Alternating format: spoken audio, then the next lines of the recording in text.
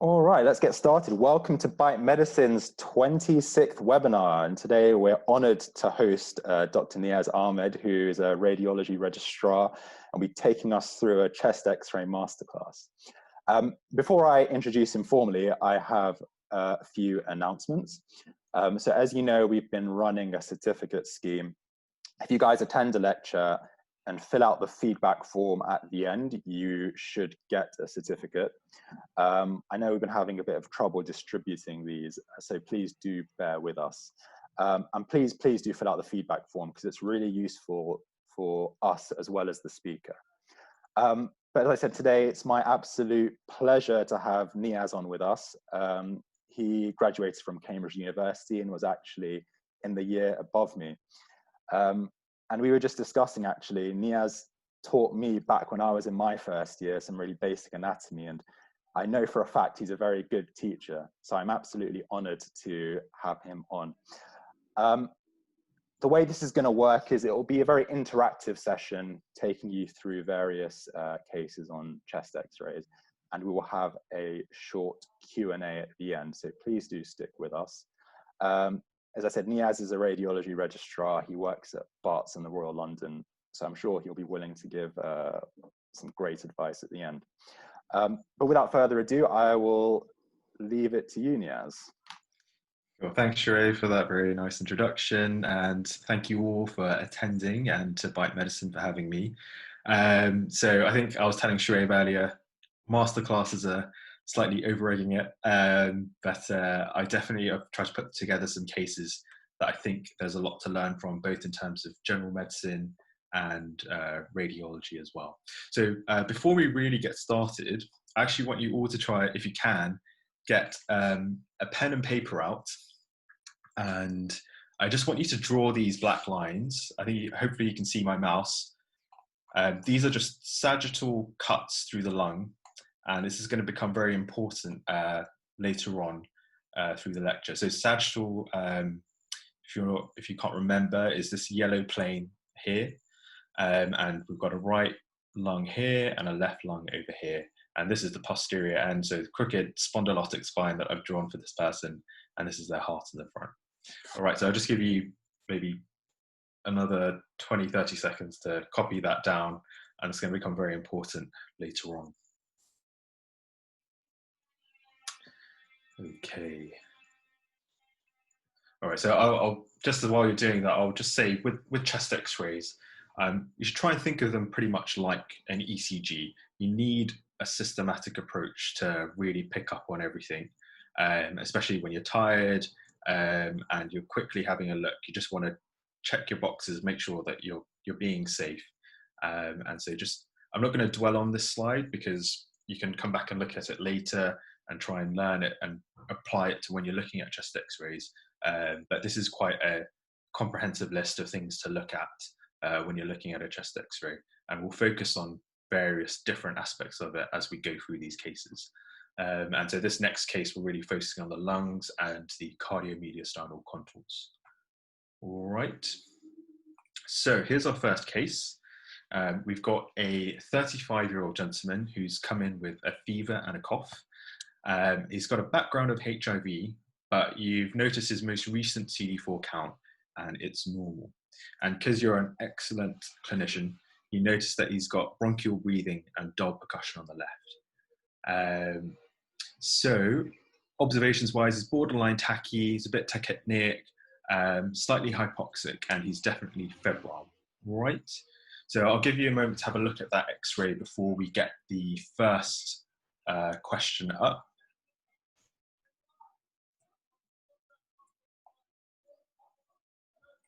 Okay, so I'm going to launch the first poll.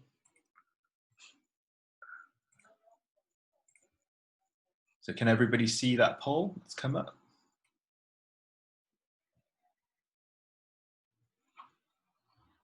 Great, so we're getting some answers. Good. So really interesting mix of answers.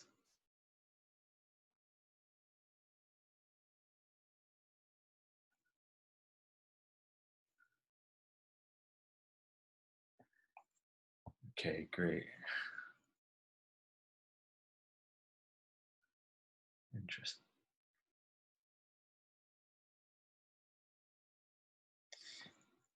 Okay, I'll just wait a bit more. We'll get to 300 and then we might close it just for time's sake.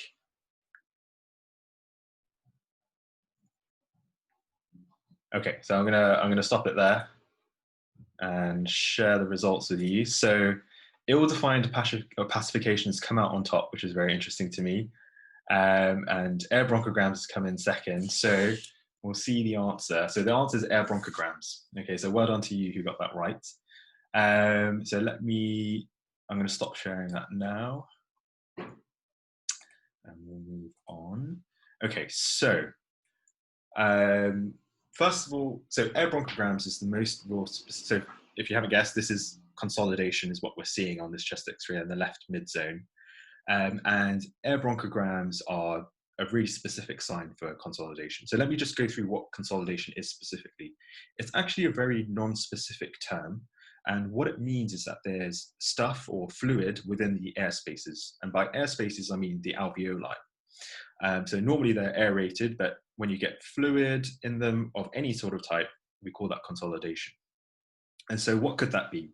That could be pus, purulent material in the case of pneumonia. It can be blood in the case of pulmonary contusions, or renal lung conditions that produce hemorrhage. It can be cells in the case of bronchoalveolar carcinoma, or it can be transudated fluid in the case of pulmonary edema. So it can be lots and lots of different things. It's quite a non-specific finding. However, in the context of someone who's got a fever and a cough, you're thinking pneumonia as a likely diagnosis or infective consolidation. So just to point out what the air bronchograms are, so I hope you can see this lucent tubular structure at the top coming down is the trachea, and that divides into the left main bronchus and the right main bronchus. So that left main bronchus we can see quite clearly, and then over here we can see these branching lucent structures all the way through. And that's not a normal thing for us to see. And that's against this background of ill-defined opacification. So if you have a look on this side of the normal right lung, we don't see those branching lucent structures. And that's because those airways are air-filled against a background of aerated alveoli. And so there's no density difference between those two structures for us to be able to see them.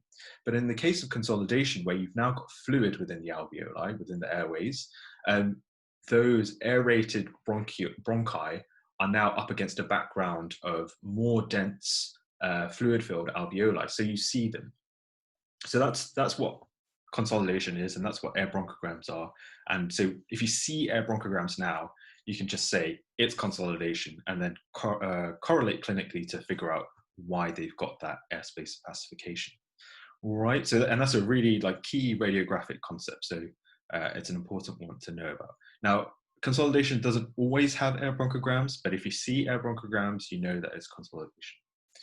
All right, so that's the first learning point from this case in terms of the radiology. Now, the second thing that I want to kind of point out to you is where on earth is the heart in all of this? So if I show you a normal X-ray, here, we've got really nice cardiac contours. So we can see the right heart border here, the left heart border here. But we go back to our case, we're not seeing that nice, clear left heart border at all. We're not really seeing that right heart border because possibly because it's rotated a little bit, but we should really be seeing that left heart border. And so this is where some anatomy comes in and why I got you to draw those pictures. So what I want you to do now, so just to remind you that this is a sagittal cut through the right lung over here, the left lung over here. This is anterior, this is posterior, anterior, posterior. What I want you to draw is 2 lines on the right to represent the 2 fissures of the right lung, and 1 line on the left to represent the fissure of the left lung. Okay, and then we'll go through that. So I'll give you 30 seconds to do that, and I might answer some questions.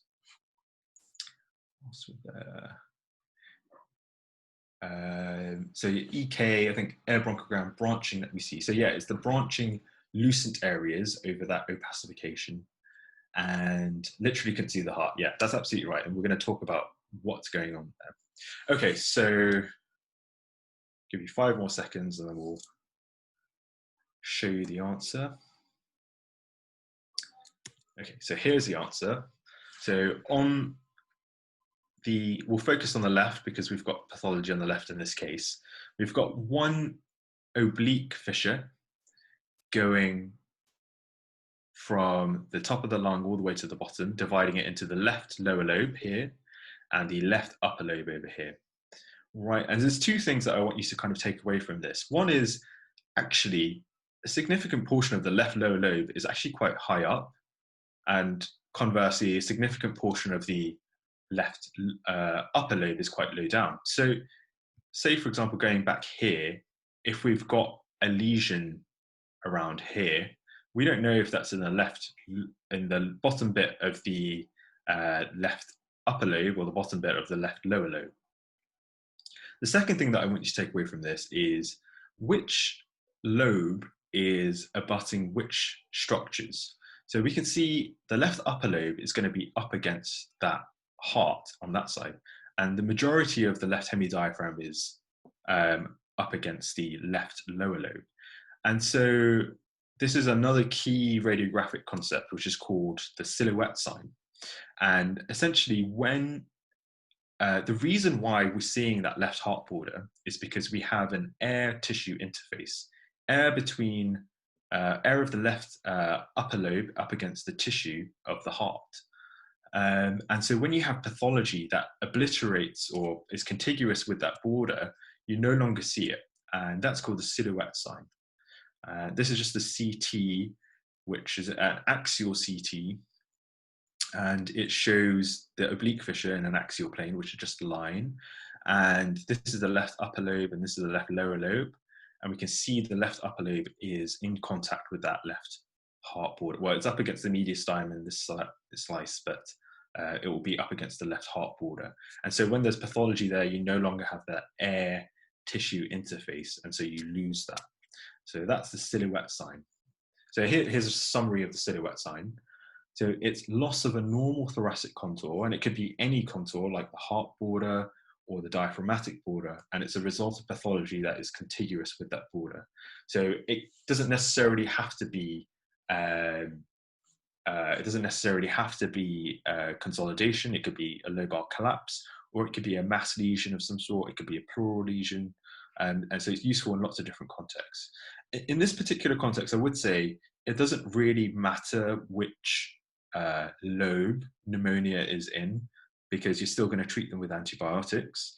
But it's more just useful in terms of picking up pathology. For example, if it was a lot less subtle, but all you see is sort of a bit of an unclear loss of the heart border, then that would be helpful to diagnose consolidation or some sort of pathology.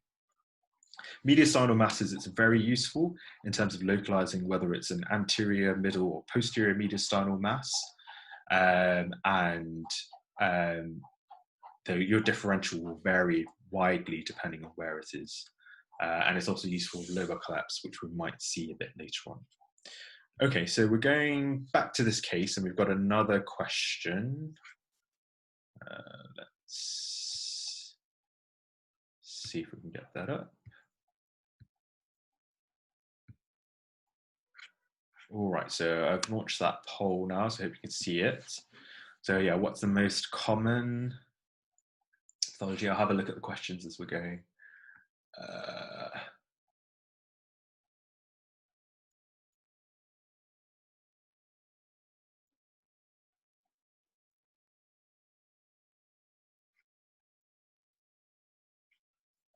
To point out air bronchograms again.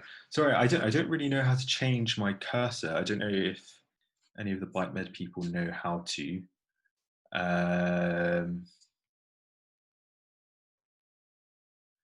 Yeah, so someone's asking about this tube. I think this tube is actually external. So that's that. In terms of the air bronchograms, for whoever asked, it's really, I don't know if you see this lucent area that I'm pointing to now. And and it's branching all the way down and there like that. And it's the ill-defined opacification is non-specific, whereas the air bronchograms is more specific. Okay, so I'm going to end that poll. I think we've got quite a lot of people who voted. And so, yeah, great. Strep pneumonia has come out on top, and that's absolutely right. Some of you have put, so the second most common answer was Pneumocystis jirovecii, which is a good thought, especially because it's a HIV patient. And the kind of learning point I wanted you to take away from this, first of all, was that this is a patient who's got a normal CD4 count. So even though he's got HIV, he's got a normal CD4 count. And typically patients with Pneumocystis jirovecii would usually have a CD4 count less than 200. And the second learning point was that this is a patient with a lobar pneumonia. And even in HIV patients, a streptococcal pneumonia is going to be much more common as a presentation of lobar pneumonia, whereas Pneumocystis jirovecii more commonly has an interstitial pattern of infection. All right. Okay, so let's move on to the next case. Okay, so case number 2. We've got a 30-year-old gentleman who's come to the department with pleuritic chest pain and shortness of breath. He's usually fit and well, but it's noted that he's a smoker. On examination, he is dyspneic, but you don't think he's in respiratory distress. And again, your examining skills are very good, so you've noted some reduced air entry at the left apex. And observations-wise, he's actually okay, just a bit tachypneic. All right, so we've got our next poll, which I will share with you. So, okay.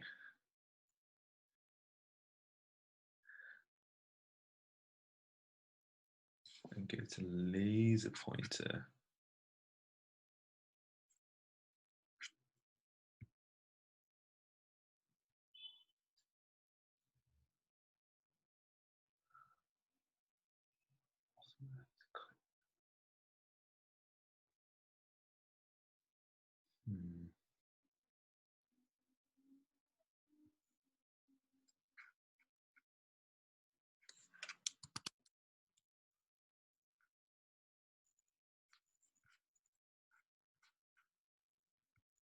Okay, so good. We've got some good answers coming through.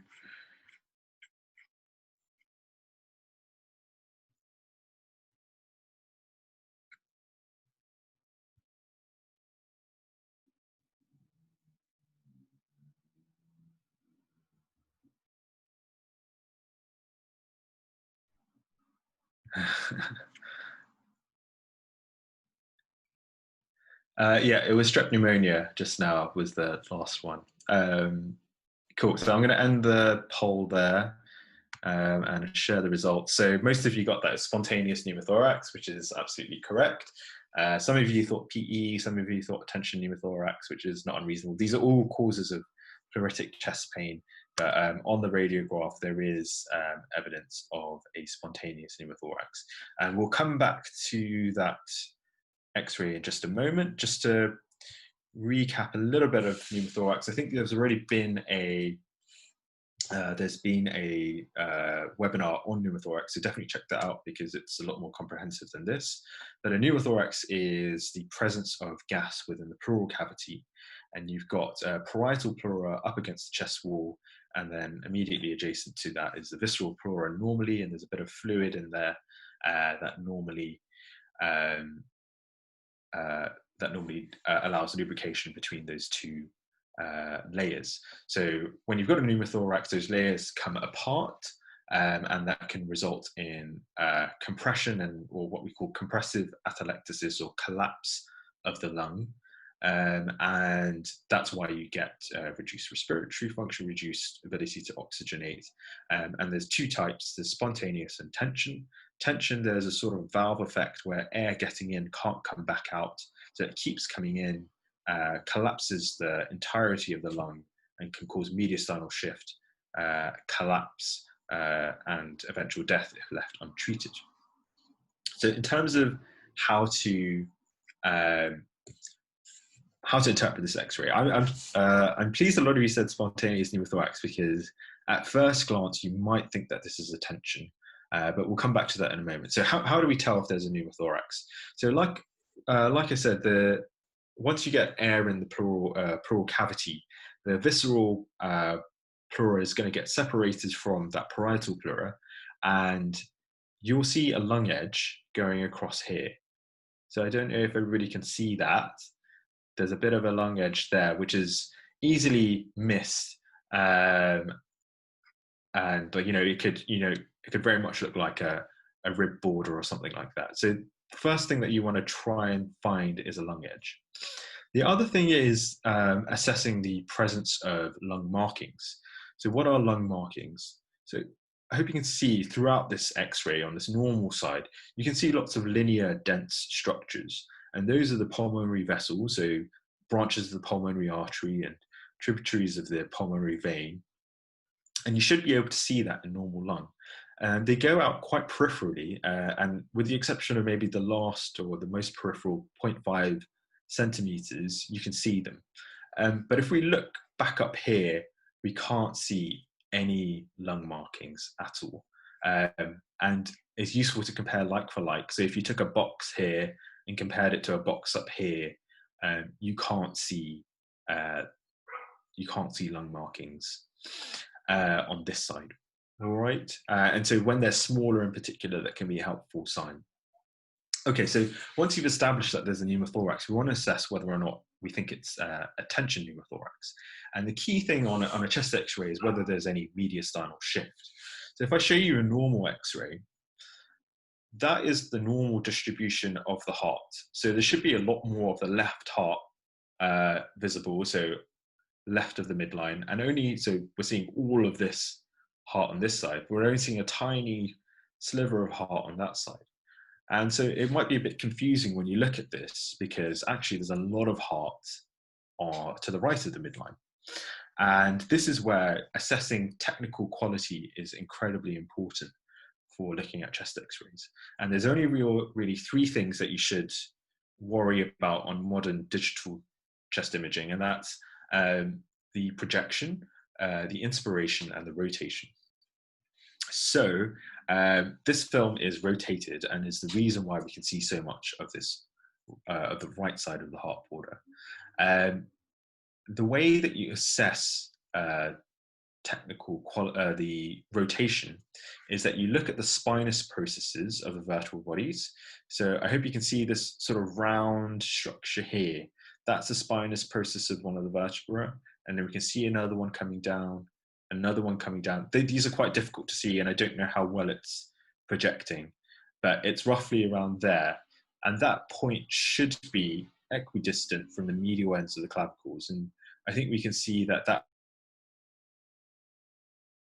point is actually closer to the left side than the right. And so it's rotated to the right. And if we can compare it to this X-ray, which isn't rotated, we can see that spinous process here. And that is equidistant from the medial ends of the clavicles on both sides. Okay, so that's how we assess whether or not a film is rotated or not. Okay, so we are going to have another question. So we've identified that there is a pneumothorax in the left apex. We think it's a spontaneous pneumothorax. That actually, before I go into that, that was the other thing I was going to say. How else we could sort of figure out that this wasn't a tension pneumothorax? And I think there's two things really. One is the clinical presentation. He's not in respiratory distress. He's not hemodynamically unstable.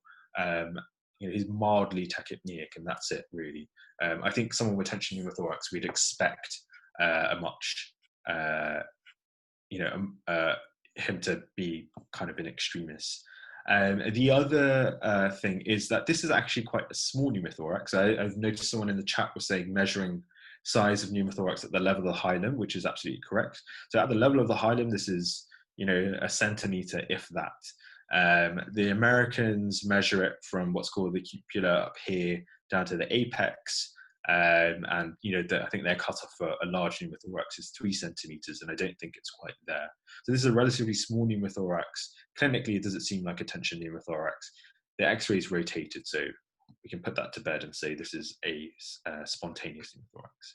Okay, so next question we're going to have.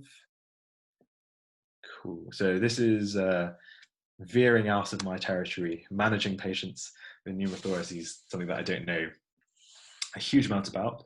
But again, there's a comprehensive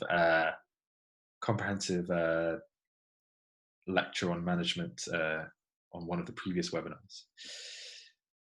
Okay.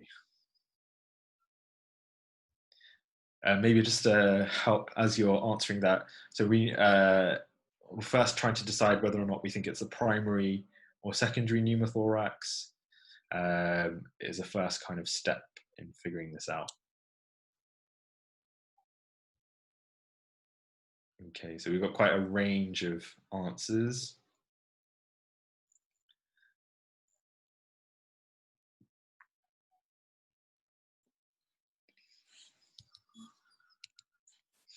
Okay, so I'm going to end the poll there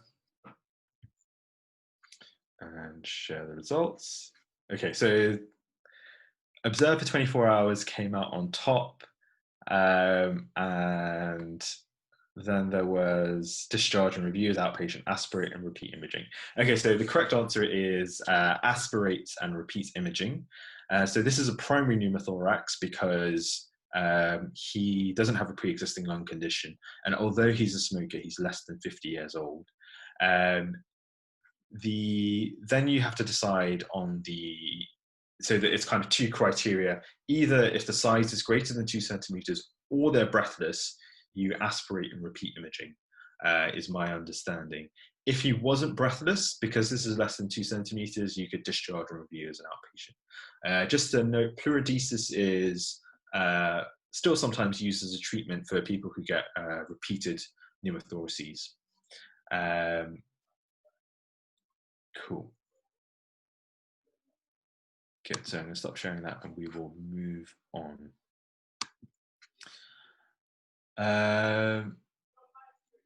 Fine. I'll have a look at some. So that's a question that we've been through. Yeah, so the key things in this case were really looking at rotation, and I'll just briefly mention review areas. So review areas are a term used by radiologists. They're things that we know that we're bad, we're not very good at missing. We're very good at missing things in these locations. And so at the end of every checklist, we kind of have a list of review areas where we miss things and we go back and check them. And the lung apices is notoriously difficult, and we often miss things because there's lots of overlapping structures. So it's good to have review areas. All right, so case number 3. Look, I'll just go through some of the questions quickly.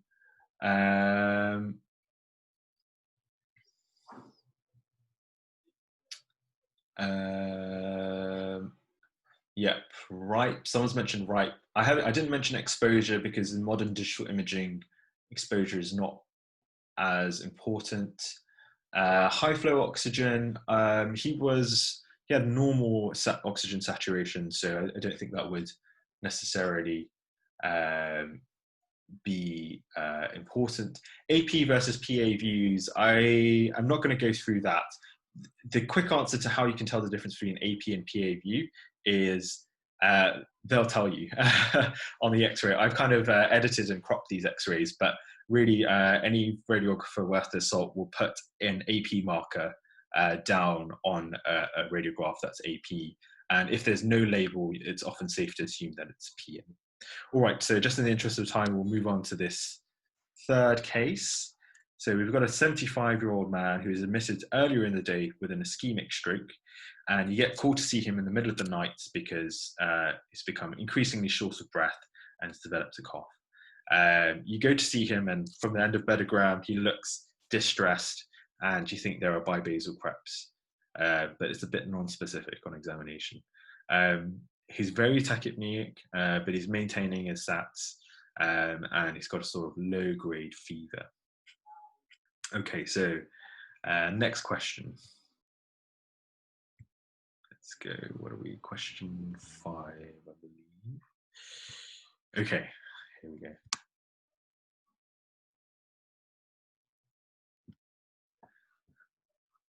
A lot of you going for discuss with radiology, discuss with seniors. It's never a bad thing, but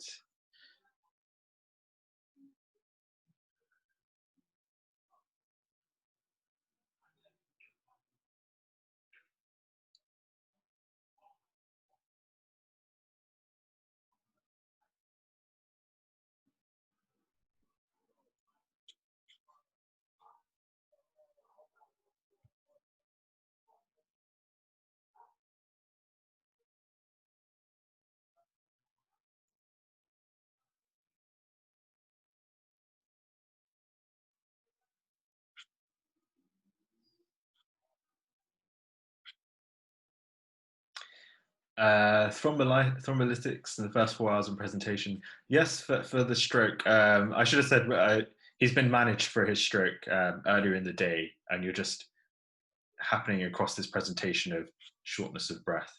Okay, so I'm going to end the poll there. And the answer that's come out on top is IV diuretics, which I'm afraid is the wrong answer. But I'm really glad, because this is probably the most important case that we're going to do today. The correct answer is remove the NG tube. Okay, so let me show you. This is slightly windowed, this X-ray. There is this NG tube, which I hope you can see if you follow this dense line, and it's going through the trachea there, then down into the right main bronchus, into the bronchus intermedius, right lower bronchus, and just sitting in the right lung. Okay, now I've seen all the cases that I've seen where someone's been fed NG feed down into a lung, the patients have died. So it's something that should never happen, and you will often, be the person liaising with the nursing staff as an F1 or an F2 to do an X-ray, get an X-ray done, and to be the first person to see this X-ray. So it's really, really important that you kind of get this right. So whenever you see, it's really important to assess lines and tubes on an X-ray. So whenever you see a line or a tube on X-ray, first you need to ask yourself, is this inside the patient or outside the patient? And if you think it's inside the patient, what anatomical structure does it follow? So this obviously doesn't follow the esophagus, because the esophagus is going to be a midline structure and it's going to go into the stomach on the other side of the patient. Be tricky if they've got something like situs inversus, but we won't go down that path. Okay, so we've got another question about assessing NG tubes. So I'm going to stop sharing that. Question 6. All right. So which of the following is not correct when assessing the position of an NG tube? So there's a bit to read for each of these, so go through that and I'll see if I can answer any questions.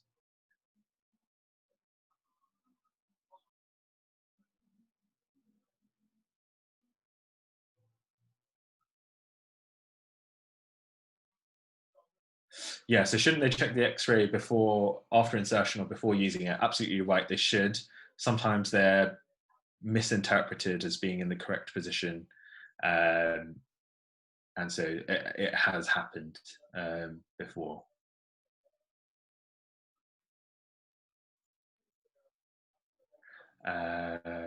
Good, and some questions I'm going to answer in the next bit. Alrighty. Gosh, we've got a lot of people here. Good, so I'm seeing a range of answers, but I think most of you are getting it right.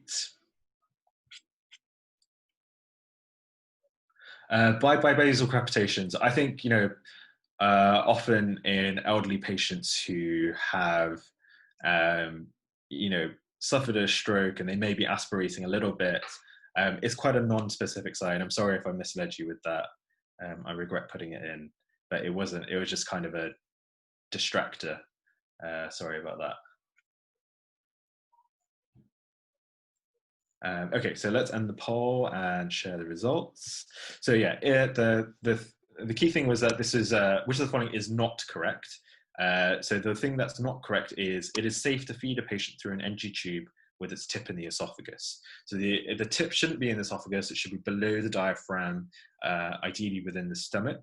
If it's in the esophagus, then the NG feed can come back up and aspirate into the airways, and that's obviously not safe for the patient there. So how do you assess the position of an NG tube?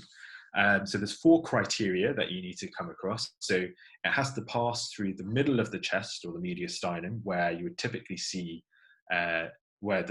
that's the normal anatomical position of the esophagus. It should bisect the carina, and the carina is, if you remember from anatomy, the bifurcation of the trachea to the right and left main bronchi. It should cross the diaphragm in the midline, and its tip should be clearly visible below the diaphragm, and some people say it should be 10 centimeters below the gastroesophageal junction. Okay, and so here's an example of a correctly sited NG tube. So we can see this is quite a rotated film again, so even though it's not exactly midline, it's definitely within the middle of the mediastinum, and it's going all the way down. A slight nuance to this is that I'm struggling to even see where the carina is, but I think that's the left main bronchus there, and it's not exactly bisecting the carina, but it's bisecting that left main bronchus. So you know that it's in the airway. Sorry, it's not in the airway, and that it's in the esophagus. Otherwise, it would have followed the contour of that left main bronchus. It's crossing the diaphragm in the midline, and then we can see its tip just there, really right at the bottom. It's slightly more dense, and it's probably roughly 10 centimeters below. Okay, so that's correct position. So the reason why I say this is really important is that you're going to be looking at these X-rays. There's nothing more frustrating for me to get a phone call from anyone saying, oh, can you check the position of this NG tube? And the X-ray was taken 3 hours ago and they've not looked at it, and the NG tube is very clearly within the right main bronchus. You should look at that X-ray and you should be able to tell that it's not in the correct position and feel empowered to take that NG tube out, and you'll be doing the patient a great service by doing that, because it's obviously not comfortable to have a tube sitting in your lung. And also there's the risk of someone feeding them accidentally and potentially leading to their death. I think follow your trust protocols and guidelines about whether or not who can assess that it's correctly cited, however, because I wouldn't take that burden on yourself. I think even at my trust, it has to be a senior clinician or a radiologist who documented that it's safe to feed. But yeah, that's an important case, and I think if you take anything away from today is to learn those criteria for NG tube assessment. All right, how are we doing for time? Okay, so we'll probably get through 2 more cases. We'll try and get through 2 more cases. So we've got a 57-year-old man who's presenting with cough and weight loss. He's an ex-smoker and he's got COPD, which he uses inhalers for. And he's come to A&E with worsening short of breath, and he's just short of breath when you see him. You don't really pick up much on examination. Observations-wise, you notice that he's very hypoxic, so he's got a SATs of 87%, blood pressure is a bit borderline, and he's tachypneic. And you've done an ABG, and he's got a type 1 respiratory failure. All right, so first question for this case, if I get that up. So, what is the most likely cause for the patient's type 1 respiratory failure? I kind of will accept 2 answers for this actually, but let's see what you guys say. I'll see if there's any questions.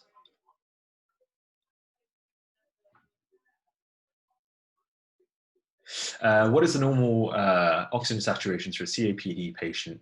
I believe it depends, and yeah, someone might have to correct me on this, but I think if they are known to be a CO2 retainer, then it is 88 to 92%. But if they're not, then it should be the normal above 94%. Oh yeah, Shoaib has put that in the chat. Okay, so let's close. I'll just wait till we get to 300. We've had this open for a minute. Okay, so end poll, share results. Okay, so top answers come out as exacerbation of COPD, and then the next two are lobar collapse and bronchogenic carcinoma. And so I will accept either bronchogenic carcinoma or lobar collapse as the correct answer. Ideally, lobar collapse. Okay, so this is a tricky, I guess, a tricky case if you've never seen it before. And lobar collapse is one of my favorite topics in X-ray, chest X-rays, because it involves a combination of, having good anatomical knowledge, having good observation skills, and being able to piece things together like a puzzle. So let's get a bigger picture up here. So the first thing that I want you to notice when you look at this X-ray is, where is the left hemidiaphragm? We can see a really nice crisp right hemidiaphragm here, but we don't see the left hemidiaphragm on this side. So if we go back to this diagram, remember how I said that the left lower lobe is what's in contact with the majority of that left hemidiaphragm. And so if we're using our silhouette sign, we can say that there's pathology within the left lower lobe, which is resulting in obscuration of that left hemidiaphragm. The second thing that I want you to realize is there are two heart borders here, basically, what looks like two heart borders. We can see a nice crisp line over here, but then we also have this other line. Yeah. And if we compare that to a normal X-ray, there's only one heart border here. And also, this density is quite homogeneous, whereas on this X-ray, there's a really dense structure here, whereas this is sort of the normal density of the heart. And so what happens in lobar collapse or left lower lobe collapse is that this lung, there's an endobronchial obstruction to that left lower lobe bronchus, so it's no longer aerated and it collapses. So it travels inferiorly and medially and just sits behind the heart. And so that's why you get an increased density, because it's no longer aerated, and that's just the position that it falls into. So there are a couple of other things that happen with left lower lobe collapse. And that's because there's now this void left by the left lower lobe where it was previously aerated, the left upper lobe now hyperinflates to try and fill that space. And because you've got more air but less lung parenchyma, that lung appears more lucent. So I hope you can see that this side is slightly more lucent than this side. And so that's because of that hyperinflation of that left upper lobe. And then finally, I want to talk about one structure that we haven't really spoken about, and that's the hilar. So I hope you can see there's a hilar here on the left side and another hilar here on that side. And you can see both of them, and there's a rule for hilar which you just learn, and that's the left hilar should always be at the same level or higher than the right hilar, and they should be the same density and the same size.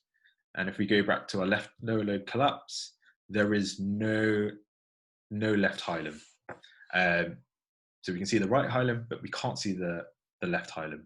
And that's because when that left lower lobe collapses, it pulls that left hilum inferiorly so that it probably sits around here. And it's just a sign of volume loss on this side. Good. So one of the things that I want you to take away from today as well is about those contours. So if you'd identify that that left hemidiaphragm was no longer visible, then you would know that there's some pathology within the left lower lobe. And then this is a characteristic appearance of a left lower lobe collapse, which I didn't mention. So this density, we say it's a triangular retrocardiac density is the kind of buzz phrase. And anybody know what this is called? If anybody wants to put that in the chat, it's got a sign, a specific name. Yeah, sail sign, awesome. So yeah, that's called the sail sign. It's meant to look like the sail of the boat. I don't have a pen function that I can find, otherwise I would have drawn it for you. Okay, so yeah, like I said, really focus on those cardiomediastinal contours. They're really helpful to identify pathology. Okay, so we've got question 8. So you should know the answer to this because I've told you. Let's see if I can get that up. So yeah, the loss of the left hemidiaphragm in this case is known as which sign? Oh no, I think I've confused people, but okay, let's see.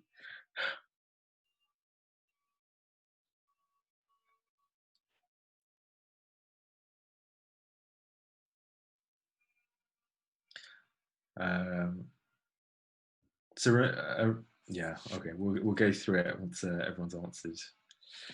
I think just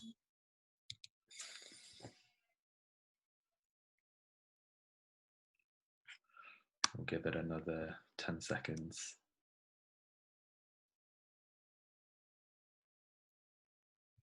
Okay, so yeah, a lot of you have gone for the sail sign. I'm sorry if I've confused you. It's the silhouette sign is the correct answer. So let's just go back. What I asked was the loss of the left hemidiaphragm is called what sign? So when you lose a contour, remember we talked about earlier, that was because of the silhouette sign. The sail sign is just the presence of this retrocardiac density. Obviously, it's what results in the loss of the left hemidiaphragm, but the sail sign is just the shape of that appearance. It's not the loss of that contour. Okay, we will probably have time for 2 more but short cases. I feel like I've been mean with this one, but we'll do it anyway. So this 40-year-old woman was admitted with osteomyelitis in her foot, and she's going to be discharged with long-term outpatient antibiotic therapy because she's been doing so well. She's got a past medical history of type 2 diabetes, and you're on your ward round reviewing all of her stuff before she goes with your consultant. And she had this chest x-ray yesterday after she had a procedure.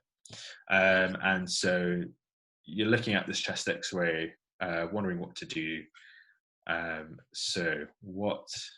Here's the question. So yeah, how should you manage this patient?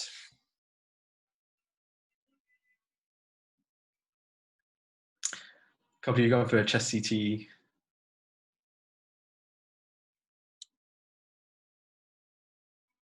This is a tricky one. I haven't phrased it very well.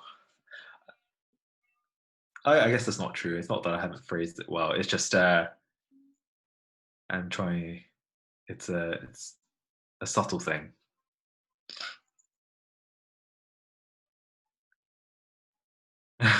Why did she get a chest x-ray in the first place for a foot admission? So just to give you a clue, I did mention she had a procedure yesterday.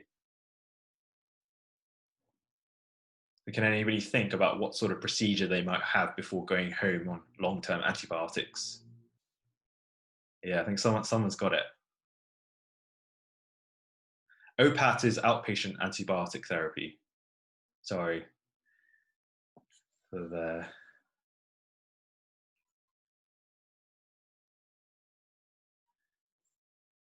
Yeah, so I think someone's got it. Okay, so I'm going to end the poll there. So a lot of you said request chest CT. The correct answer was none of the above. And I will show you why. So she's had a PICC line, which is a very common procedure. A lot of people have them for outpatient antibiotics. Radiologists often put them in, and they should obviously check this before sending the patient to the ward and take it out. But so I hope you can see this linear line, and it's going up into the neck. It shouldn't be going up into the neck. It should, the normal position of the tip of the PICC line should be the cavo-atrial junction. All right. So yeah, it's just another case reiterating why you need to always assess the lines on an X-ray. So here is the normal anatomy. Usually it does go in the right, but I'll just explain it on this side because it's labeled. But we normally insert them via the brachial vein, axillary, into subclavian, and then where the subclavian joins the internal jugular forms the brachiocephalic vein, and then into the superior vena cava. This one has gone up here and then into the internal jugular vein. All right. Someone's asking about her diaphragm. Why is it lower, much lower than the right side? So that's normal. The left hemidiaphragm is normally lower than the right side, and that's usually because of the liver's position. Here you've just got your stomach and maybe a bit of bowel, but the liver can kind of push up. So that's really normal to see a slightly higher right hemidiaphragm. Okay, all right. I'm gonna have to skip a case, sadly, but we'll do one more. I think if we've got time. Yeah, so this is a fairly quick case. Here we go. All right. So we've got a 45-year-old gentleman who's come to the emergency department with central chest pain. He is normally fit and well, but has been taking regular NSAIDs following an injury a month ago. And on examination, the lungs are clear. He's a bit tacky, a bit febrile, and you've done a blood gas, and he's got a lactate of 3.2. So we've got another question, which I believe, question 12. Okay, so what, yeah, launch that. So what finding is present on the chest radiograph?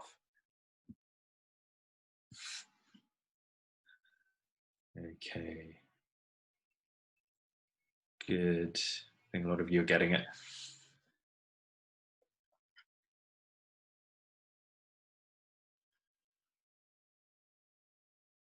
The result of that last case was just a malpositioned PICC line. For whoever missed it.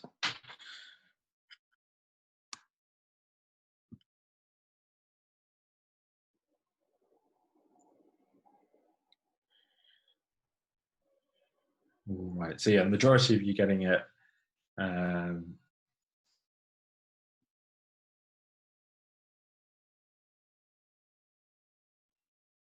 Ooh, yeah, someone's good. Okay, so gonna stop the poll there, share the results. So the majority of you've got that it's pneumoperitoneum, and some of you have been eagle-eyed and noticed that they've had NSAIDs, so you think that's probably the result of a gastric ulcer or a duodenal ulcer, which is correct. So if I show you on the bigger picture, so that sliver of air just under that right hemidiaphragm is abnormal. And similarly here, that's abnormal. We shouldn't see that. And that's a sign of pneumoperitoneum. There's no pneumothorax. It can be tricky to see, and I appreciate you don't have necessarily big monitors to be able to see this. And the hilar enlargement, I can understand what you mean. It does look a bit bulky, but they're normal. They're within normal limits. So this is just another one of your review areas whenever you're looking at a chest radiograph, to look underneath the diaphragm to make sure that there's no free air. And you know, when I did work in A&E, I saw a lot of cases where people presented with lower chest pain, and they turned out to have abdominal pain, and conversely, people who present with epigastric pain and have cardiac pathology. So, you know, it's always good to think outside of the box, particularly when someone's been taking NSAIDs and there's some indication that the pathology might be gastrointestinal. Okay, so that's pretty much it. References. I hope that's been useful for you guys. I appreciate some of that stuff might have been difficult, but I just wanted to give you a range of different cases, and instead of just lecturing you on how to approach an X-ray, I thought cases would be useful.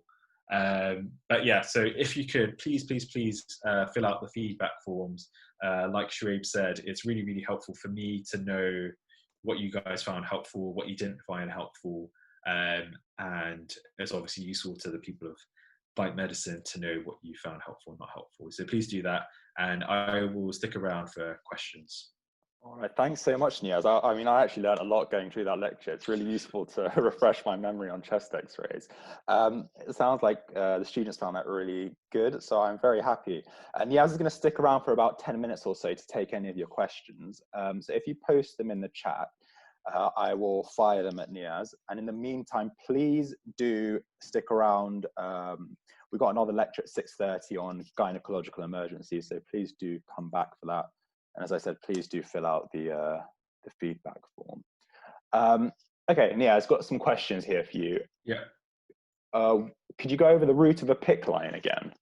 Yeah, so there's different options. So you often go through one of the more superficial veins in the arm. And so ideally you want to go through the basilic vein because it's quite superficial. It's bigger than the cephalic vein. And the basilic vein then enters, or I think it continues as the axillary vein. And then you go through the subclavian vein. And then where the subclavian vein joins the internal jugular vein, it becomes the brachiocephalic vein.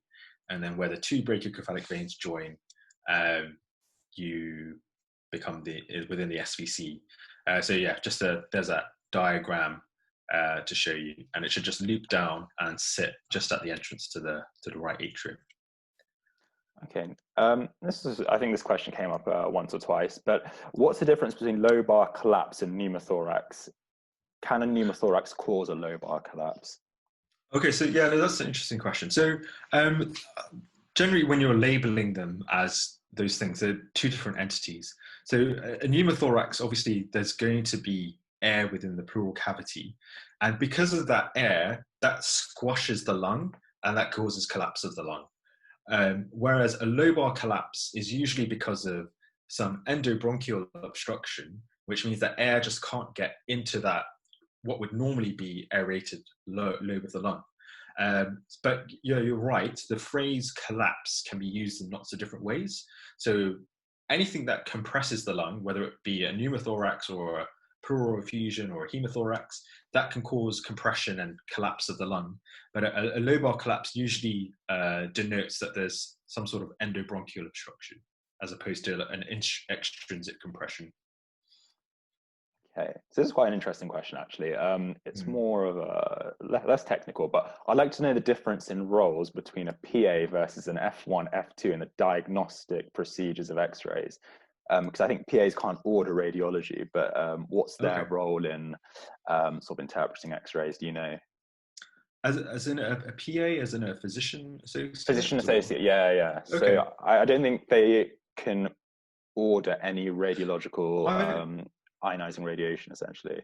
I don't think that's true, as in I've had lots of requests from a physician associate come through to me. I've discussed cases with them and approved scans, and usually they're requesting scans on behalf of a consultant, just as an F1 or even a core trainee would be doing. So I don't think that's necessarily true. I think maybe they can't order them on the system, but it sounds like they can still chat to the radiologist to vet scans and things. Yeah. I mean, there's a whole sort of legal framework over who can request things and who can approve things, because you have to sort of monitor who's getting radiation and things like that. But I haven't come across, I think anybody can be the referrer, who, whether it's a nurse specialist, a PA, a doctor. I've had requests from all of them. So I don't know I don't think that's necessarily true. Okay, so yeah, I think what it is that the PAs maybe can't order them on the system, but definitely can interpret them, can get them vetted with the radiologist. Okay, so this is quite an important question, I think. To verify NG tube placement, do you use pH of aspirate, or are you going to chest X-ray them? Yeah. So that's a good question. I forgot to go through that. So always in the first instance, you want to verify with pH aspirate. Often you can't, but that's generally accepted as the first line test. So do that first, and if that's not possible, then you proceed to a chest X-ray. But I'm sure every hospital's got very thorough guidelines on NG tube positioning and things like that. So do follow whatever your local trust abides by. Yeah, I think it varies a bit from trust to trust, but it's either going to be some combination of pH and chest X-ray, essentially. Okay, so in the Lobar collapse case, was there any tracheal deviation? Yeah, good question. I actually didn't think there was any tracheal deviation, but we'll go back to it. Yeah, so I think in this case there actually isn't, but that is often that's a good sign to look for in lobar collapse. And the tracheal deviation should be to the side of the collapsed lobe. So you would expect this to be deviating to the left. I'm not sure why it hasn't in this case, but it just hasn't. And yeah, so there are lots of different signs of what we call volume loss in lobar collapse.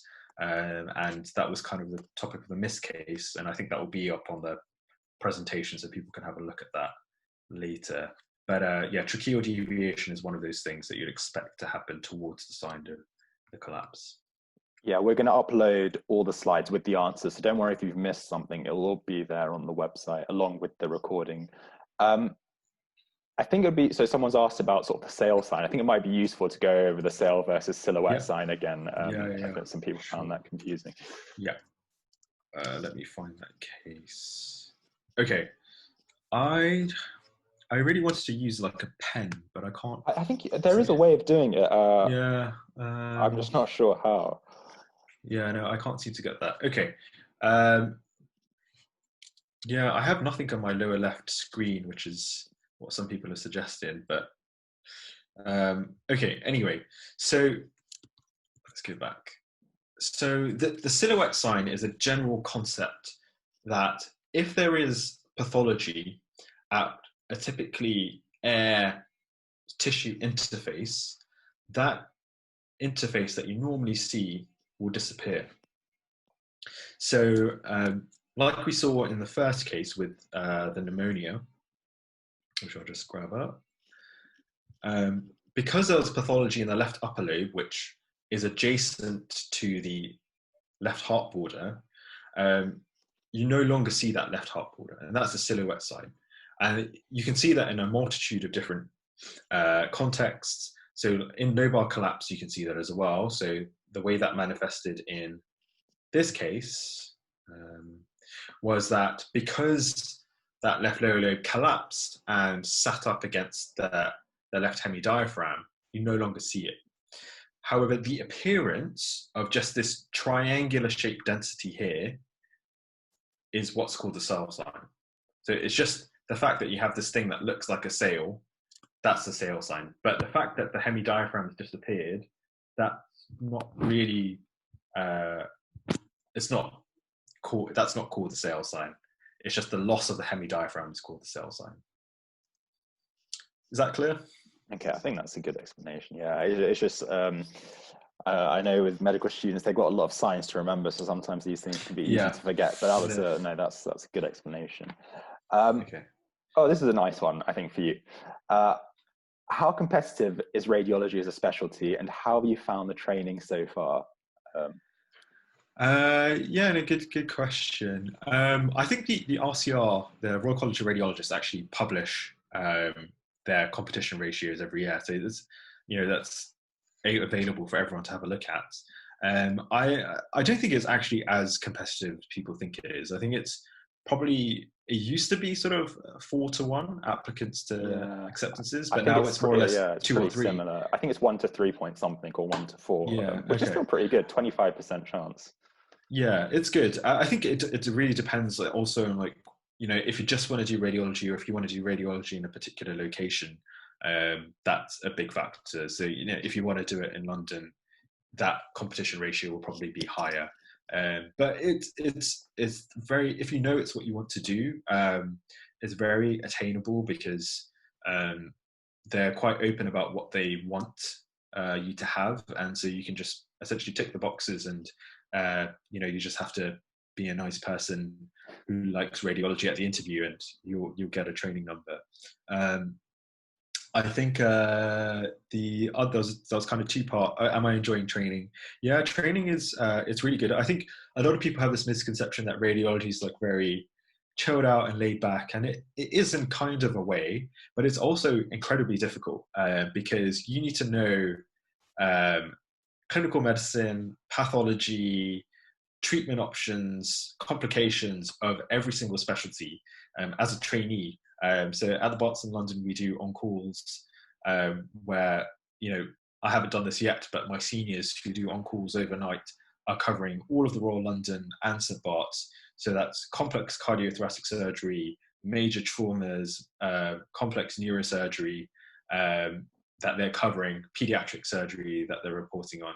So, you know, you need to cover like a wide range of pathology, and it's cool to know, to be in a position to know a lot about a lot of different things. But yeah, it's challenging, but I think in a very interesting way. So I guess building on that, I would say, because I've just been through the radiology interview process and people are asking about what sort of things come up in the interview. I would say that the radiology application process is definitely more straightforward compared to some of the other specialties. There's only 5 domains in the portfolio and the interview is 20 minutes long. So if you compare that to, say, something like neurosurgery, where the interview is half a day long and the portfolio consists of 13 different domains, it's certainly slightly more straightforward. But this is quite a good one for you, Niaz. Why did you choose radiology? Isn't it just looking at imaging? Oh no. This sounds like an interview question, isn't it? Yeah. Okay, so where to begin with this question? So I don't know, a lot of you will have this feeling that, you know, you go into med school thinking like, okay, you know, I'm going to be a doctor. And then you realize in medicine, like, it's this vast field with, like, you know, so many different subspecialties. And even within each subspecialty, specialty, there's loads of different subspecialties. And, you know, for example, like, you know, you go into medicine and then you decide you want to do cardiology, and then you decide you want to do electrophysiology cardiology. And, like, you know, things can get really, really niche. And I kind of had the same feeling when I started radiology. You know, there is, for every medical or surgical subspecialty, there's a radiological specialty. So there's GI radiology, there's uroradiology, and of course there's interventional radiology, which is, you know, image-guided procedures, which is really, really interesting. So, you know, I've had the opportunity to spend quite a bit of time in the interventional radiology suites where I work. And, you know, they're doing really interesting cases every day, whether they're more straightforward things like nephrostomies for infected obstructed kidneys, or complex vascular work, or for traumas. You know, I had, there was an interesting case once where someone came in with a road traffic collision and they had a splenic laceration. And instead of going to surgery, they could have, you know, minimally invasive interventional radiological procedure where they embolize splenic artery and limit the bleeding from that spleen, so that person didn't have to go to theatre. So yeah, it's really, really vast, and you can kind of make it what you want it to be. If you want to look at images all day, you can do that. There's no shortage of images.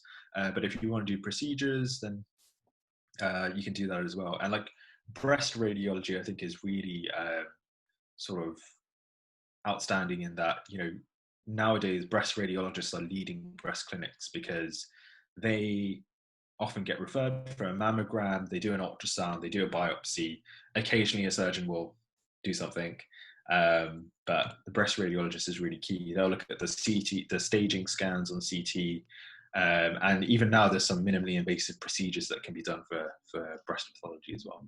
So yeah, not just imaging, but not just looking at images all day, but a whole host of different things. I would definitely say that's true. I mean, I think that's a bit of a misconception. I had that misconception before I applied, but there is a lot more going on in the radiology department and a lot of chances to get involved with clinical contact as well. I guess you sort of touched on this already, Niaz, but I think we'll leave this as the last question. How did you know this was the field for you? So this probably sheds a bit of a bad light on me, but when I was in my first year of clinical medicine, so my 4th year at Cambridge, we had the opportunity to do like a student selected block, and I picked radiology because I thought it would be a bit of a DOS. But then I found out that it was super interesting, and all the consultants were really knowledgeable and like really fun to be around, and I really got into it, and they got me involved in some projects. So I did that, and then even when I started working, I did a couple of taster weeks just to see what it was like once I'd been a doctor, and yeah, it was still really, really interesting to me. And yeah, I haven't regretted it since. So yeah. Excellent. So Niaz is, as I said, he taught me back in medical school. He's really helped me out, and he's left his email on the slides. So if you are really interested in a career in radiology, I'm sure he'd be willing to take your questions. Just don't all flood in with 300 emails. Please do join us for our Gynae Emergencies webinar at 6:30. I will see you all back here. A massive thank you to Niaz again. And yeah, thank you everyone for attending.